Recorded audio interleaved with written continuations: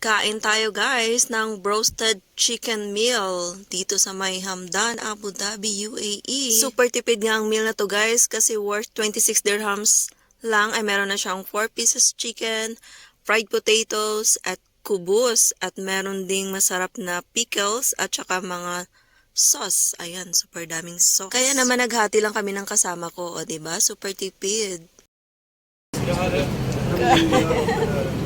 Ayaw niya magpakita guys.